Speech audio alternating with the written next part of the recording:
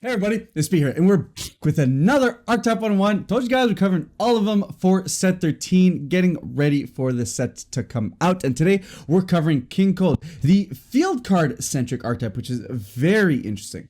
But of course, guys, before we get started, if you want to pick up any of the cards we talk about today, I have to put you guys over to 3 Mana Inc. They are the best place to get your DBS singles and sealed product in Canada, guaranteed. And of course, if you want to watch me play any of the decks or anything like that we talk about today, I stream every Monday through Thursday and on weekends for tournaments. Link to that will be down in the description below.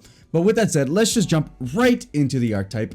And like I said, it is a field card based archetype. You get a field card that allows you to play multiple field cards, and then based on how those field cards come in on the board and get off the board, you get additional value. And all of your cards play around how many extra cards you have in drop, how many field cards you have on the board, and it's a lot of field based synergy on that front. And it all, of course, starts with the leader. We have King Cold, permanent when activating a field skill of a green extra card with energy cost of 2 from your hand, reduce the energy cost by 1. We always like these cheapeners. I mean, at the end of the day, a lot of the field cards don't specify King Cold leader, so they could be used with any deck. So it's just a benefit here that, hey, you are playing King Cold. Well, here is lowering the blow of actually pay for him. 1 energy is very economical to be able to play cards that will gain you value, as well as potentially do things like play other cards, search your cards, so on and so forth. Auto, when this card is placed in your leader area, activate 1 King's Cold Dynasty from your deck, and we're going to see that later, but that's basically the card that lets you play other field cards. Which is interesting, that's on a field card itself as opposed to being on the leader, but hey, it starts you off with a field card, which is a great way to start the synergy for the deck.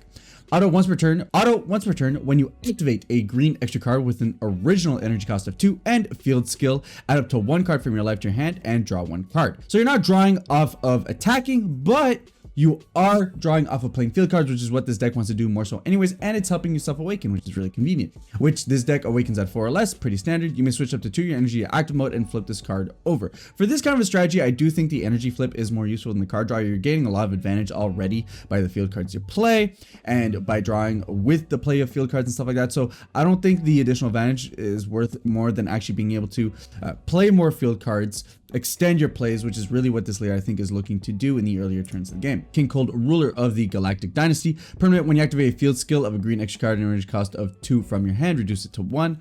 Auto once per turn, when you activate a green extra card with energy cost of 2 and field skill, draw 1. So again, same skill as the other side, just now you're not taking the life, but is how you're getting your card draw. So you don't have, which is nice, you know, being able to get your card advantage by not having to draw is really cool. Mind you, you are losing a card in hand, like it's more of a cantrip than card advantage, but based on what the field cards do, they basically net you a card worth themselves anyways for the most part. So it kind of bounces out on that front. And then activate battle once per turn, choose 1 green extra with an energy cost of 2 and the field skill in your battle area and place it in its owner's drop area. This card gets 10k power for the battle. It's really sweet, especially when leaders have become the most reliable way to take out an opponent these days. There's a lot of stuff that deals with battle cards on the field. So this activate battle basically being at that point a free 10k boost, and you're going to get the additional value that a lot of field spells in this archetype actually give you more bonus when they get removed from the board, is really, really good in being able to push for damage as well as close out game. Of course, we can't talk about the archetype without talking about the field cards themselves. So starting off, we have King Cold's Dynasty, the one that you get to free play with your leader when you start him off. A 6-drop barrier field card, permanent if your leader card is a green King Cold BR card. You can place any number of mono green extra cards with a field skill in your battle area, and your mono green extra cards with an original energy cost of 2 and field skill don't cause any of your other extra cards with the field skill to be placed in their owner's drop area. Basically, you can play a bunch of field spells. They have to cost 2, so you can't mix and match with a bunch of different archetypes or different colors and anything like that. But hey, as far as this archetype is concerned, you can play all your field cards and they don't make any of the other field cards pop off. Permanent, you can't activate extra cards with the field skill that are copies of extra cards with the field skill in your battle area. This just basically saying, hey, you can't play multiple copies of the same one, even though we just said right before that you can play multiple field spells. So a lot of correcting text here, but basically you can have as many of a single copy of a field card on the board as you want, is basically what this card's allowing you to do, which then allows us to go into all of our field cards. 2-cost Terrified Realization, field permanent. If you have 4 more extra cards in your battle area with field skill, your green Frieza Clan battle cards get 5k power during your turn, which is really sweet. Just an added benefit for really going all out with your field spells. And then auto, when this card is placed in the battle area, add up to 1 card from your life to your hand and then draw 1 card. So this is where I was saying a lot of cards that are field spells give you advantage anyways. This one basically drawing you 2 cards. It turbos your Awaken and really helps you be able to dig with your deck. So now the card itself is a cantrip, which means you are actually plussing 1 off of the leader ability.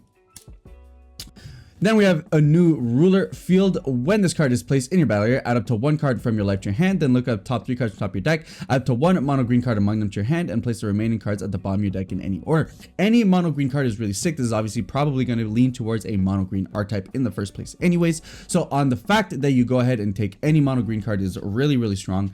Again, more consistency, being able to find what you want. And then as auto, when this card is placed in the drop area from a battle area by 1 of your skills, draw 1 card, then choose 1 card in your hand and discard. And this is where I'm saying, if you get to remove your field spells, which a lot of your battle cards do, as well as your leader, then you're going to accrue more value. Here, you'll be able to replace a dead combo with a combo to be able to close out game, let's say. And this is where we're able to accrue value over and over and over again. Unstoppable Invasion Field. If your leader card is a green King Cold BR card, when this card is placed in your battle area, add up to 1 card from your life to your hand, then one of your leader cards gets 10k power and double strike for the turn. So now we're having ways to give double strike to our leader, which is really strong. We don't have to do this on the unawakened side. It gives us an extra card to be able to combo if we want to go for game. So having basically a 1 energy way to do this specific ability, gain double strike, as well as drawing a card, makes it very strong when it comes to closing out games. Additionally, when this card in your battle area is placed in the owner's drop area by 1 of your skills, choose up to 1 of your opponent's Unison cards and remove a marker from it. Hey, we get the bonus that we get to remove a marker. Later on, that could be relevant in pumping down our opponent's Unison from 2 to 1, preventing them from being able to play any free counterplays and stuff like that. There's some extra utility there. And then to bring it all together, we have Anticipated Onslaught Auto. If your leader card is a green King Cold BR card, when this card is placed in your battle area, draw 1 card, then choose up to 1 mono green Frieza Clan or Frieza's Army card when it costs 2 or less in your hand and plate. So now we're establishing board presence, which is always really strong. And then that just combos even further with a bunch of the battle cards that just want field cards on board. Auto, once per turn, when a green extra card with the field skill in your battle area other than this card is placed in its owner's drop area by 1 of your skills, choose up to 1 of your opponent's battle cards with an energy cost of 2 or less and KO it. Now this is super sweet. This really brings it all together in that if you have this out early, essentially now you're accruing a bunch of board control as well as drawing cards, as well as being able to apply, double striking pressure, applying board presence. So there's a lot of synergy there in that, hey, as long as you have Anticipated Onslaught out, you're getting all this additional value on top of already what the field spells were giving you. Moving on to the payoffs, what kind of cards really give us benefit for even doing this whole field card thing in the first place? Well, we have Golden Frieza, Pinnacle of the Clan, 5 cost 25k battle card, deflect, double strike, so it's gonna hit board. Guaranteed it's at least gonna hit the board. Permanent, reduce the energy cost of this card in your hand by 1 for every 2 green extra cards in your battle area and drop area. So later in the game, there's basically a 3 cost. It doesn't reduce specified, so it will at minimum always cost 3, but hey, a 3 cost double strike for 25k is pretty good, especially when you consider the activate main. Once per turn, you get to choose 1 green extra card with an energy cost of 2 or less and the field skill in your battle area and place it in its owner's drop area. So now we're getting even more ways to drop away our field spells. Choose up to 1 card in your opponent's hand and up to 1 of their battle cards, ignoring barrier, and place them in the owner's drop areas, then switch this card to active mode. So it's basically a dual attacker, and it removes a barrier card, which is super sweet. There's a lot of really annoying barrier cards in this format, and it really seems that a lot of archetypes are bringing in archetypal ways of dealing with those cards, which can really be clutch when you're playing. Again, like I've mentioned a couple of times, Invoker can be really annoying. This deals with things like those Vegetas. If you're playing against Mecha Frieza, this really helps against the Goku that can make your non-battle cards cost like an extra 1, which is really tough. So there, great advantage. You get more attacks in, exactly what this kind of archetype wants. Additionally, we have Frieza Revived and Reviled, 4 cost 20k dual attacking blocker. Permanent, reduce the energy cost of this card in your hand by 1 for every 2 extra cards in your battle area and drop area. Auto, once per turn, choose 1 green extra card in your battle area with an energy cost of 2 or less and the field skill and place it in its owner's drop area. When the card activates its blocker skill, switch it to active mode, which is really cool. It means it's a dual attacker. It can also be a dual blocker if you need it. So nice flexibility there depending on what you feel you might need for the meta. And finally, we have Frieza, Demolisher of Planet Vegeta, 1 cost 4k auto. When this card is played, draw 1 card, which is straight up a 1-drop cantrip. And then auto for double green, choose 1 green extra card with an energy cost of 2 or less and the field skill in your battle area and place it in its owner's drop area. When this card is played, choose all your opponent's battle cards and KO them, and this card gets 16k power and double strike until the end of your opponent's next turn. Now you guys know how much I love board wipes. I think board wipes are a phenomenal tool in this card game, and this one is just really strong. And it's more of what we've been seeing them do with a lot of not just archetypes, but generic cards in general. The 1-cost cantrip that can double as a finisher, Kakunsa, Bazil, and now we're seeing it here with Frieza, Demolisher of Planet Vegeta. It's a double striking 20k for 2 energy, which that 2 energy additionally also board wipes your opponent. This isn't a barrier, but for the most part, that really won't matter. This is an amazing card and serves really well at bringing back in the game when you've spent your first couple of turns establishing field cards and not really applying pressure to your opponent. Now we have a comeback mechanic in this card that's also a cantrip, which means we don't lose a card if our opponent deals with it as well. And then we have the support cards. We got Berry Blue, Frieza's Advisor, 1-cost 4k auto. When this card is played, look at the top 7 cards from the top of your deck. Add up to 1 green Unison card with a specified cost of 2, or up to 1 green extra card with the field spell among them to your hand, then shuffle your deck. It's a searcher, right? But of course, it's not just that, because it has an activate main once per turn for 1 green. If your leader card is a King Cold BR card, activate up to 1 mono green extra card with a cost of 2 and the field skill from your drop area. So you get that recursion, which actually makes a big difference, because if it was just a searcher, you could make an argument to just play more field spells instead of actually going off and playing Berry Blue. The fact that for 1 green energy, you can start bringing stuff back from your drop makes her super useful and really gives you extra utility in being a searcher, but also giving you the field spell that you're looking for when you need it. And we have Cooler Vicious Ambush, 2-cost 15k critical attacker, auto for 1 green. If your lead card is green, when you activate a green extra card, play this card from your hand, and you can't play copies of this card for the turn. So basically just giving you a cheap crit body for basically playing a field card. It's fine, it's not a big deal. I mean, at this point, 15k crits are things that you can often get for free depending on the archetype you're playing. So I don't know how much play this sees, but it is an option if you want just a cheap attacker in the archetype. Then we have the defensive cards, King Cold Supreme Ruler, 3-cost 15k counter attack, negate the attack and play this card. Permanent, reduce the energy cost of this card in your hand by 1 for each green extra card in your battle area, making it basically a 1-cost negate with a 15k body attached, which is really good. Auto, when this card is played, your opponent can't attack leader cards for a turn unless they choose 1 card in their hand and discard each time. So it's basically like a mini topo, but it costs 1. Assuming you have 2 field spells. If you only have 1, it's a 2-cost, and then it's basically just a mini topo. But this card is amazing. I think it's super good value for any deck that can use it, especially in this one where it's basically free and a given that we're going to have multiple field cards on board. We already start with 1, so already there makes this a 2-cost for the deck. I think this is probably just an auto include for just because it is really clutch at being a defensive card that this archetype kind of needs because of the couple of setup turns it's going to need to get all the field cards on board. Then we have Royal Supremacy, 2-cost counterattack, negate the attack, then choose any number of your opponent's battle cards whose total energy cost adds up to 3 or less and KO them. So we see this often with green. Almost every green like hard negate does this, no shock there. Permanent, if you have 3 or more green extra cards with the field skill in your battle area, you can activate this card's counter skill from your hand without paying its energy cost, which is really sweet, especially on top of the fact that there's no restriction on how many times you can play this negate. So again, very strong negate that you can use multiple times that can remove stuff on the board. Just very solid defensive card for the archetype. And finally, we have Cooler Effortless Strike, 4-cost 15k counterplay. Play this card, and if the battle card being played has an energy cost of 4 or less, it's placed in the owner's drop area instead of being played.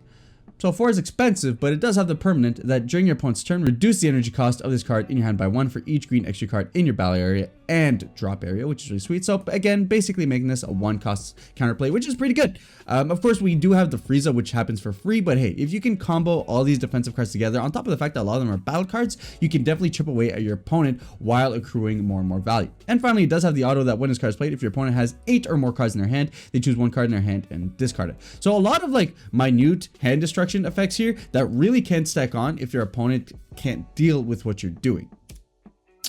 And of course, every archetype does get its Unison, King Vegeta, Umbral, Invader, 2 specified cost, +1 activate main, choose up to 1 green extra card when it costs 2 or less in field skill in your hand and activate it, which is like super clutch in this archetype. The fact that you can dump this down, now your Frieza counterplay is live, and you're getting a free field spell every single turn is like super good. -1 activate main if your opponent chooses one of their battle cards when energy cost of 5 or less and KOs it. So removal is always sweet. Why not? It doesn't hit 6 cost though, which I think 6 cost would have really put it at the place to be. 5 cost means that it does fade a lot of stuff that's in the meta right now, but nevertheless, it's a 2-cost Unison that has a decent amount of flexibility. -3 activate battle. interesting. This card gets triple strike and plus 5k for each extra card in your battle area and field skill for the turn.